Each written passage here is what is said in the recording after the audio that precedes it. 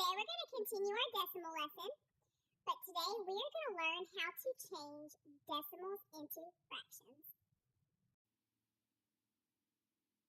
So we've recently learned about the place value of decimals. You have your ones before the decimal point, regular whole numbers. But after the decimal point, we get into our tenths and hundredths. These are my decimals that represent something less than one whole. This is a model of 1 and 42 hundredths because I have one whole and 42 shaded in the next one. So that's one whole and 42 hundredths. If I want to make this a fraction, it's just represented by 1 and 42 over 100.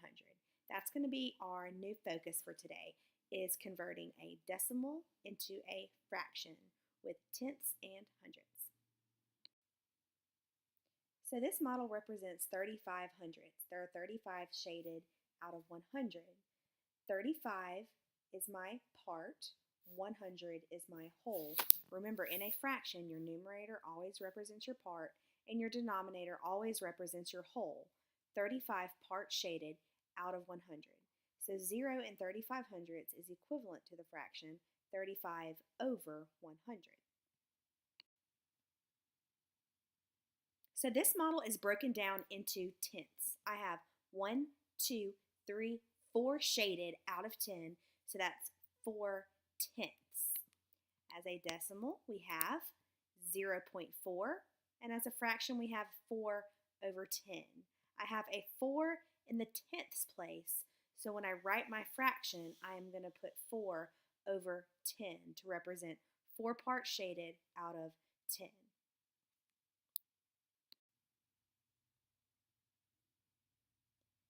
The value of this decimal is going to be less than a tenth because I don't have an entire row shaded. I just have 1, 2, 3, 4, 5, 6, 7 shaded out of 100.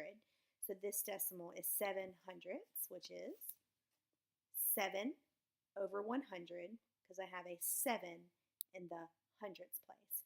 There's not an entire row of 10 shaded, so I have to be careful and put a 0 in the tenths place.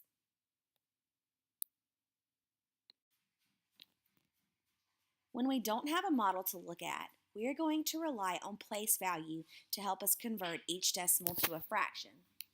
In this first one, we have 0.16. We have 16 hundredths. I don't have a whole number, so my fraction is just 16 over 100. In this next decimal, I do have a whole number. I have 2.5. That's 2 and 5 tenths. The place value right after the decimal point is the tenths place, and I have a 5 there, so that's 2 wholes and 5 tenths. This decimal represents a mixed number. Let's look at another example. First, we have 3.07.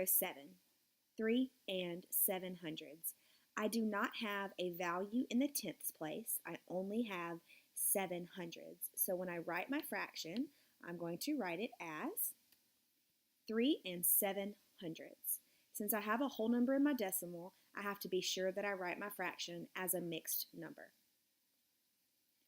Next, we have 1.6. I have a 6 in the tenths place, so my denominator is going to be 10. It's 1 and 6 tenths.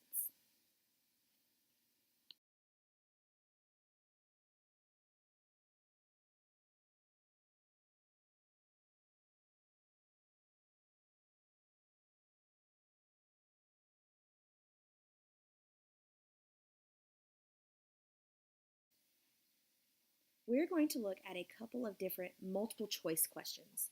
This question reads, which decimal represents 8 100ths? Well, that means I'm looking for an 8 in the hundredths place. So I'm going to look at my choices, and I see that C and D have an 8 before the decimal point, which means those are whole numbers. So I know it's definitely not C or D. So now it's between A and B. And I know that after the decimal point, it's the tenths and then the hundredths place. So that would be this choice right here. Next, we have 9/10. Which of these choices do you guys think it is?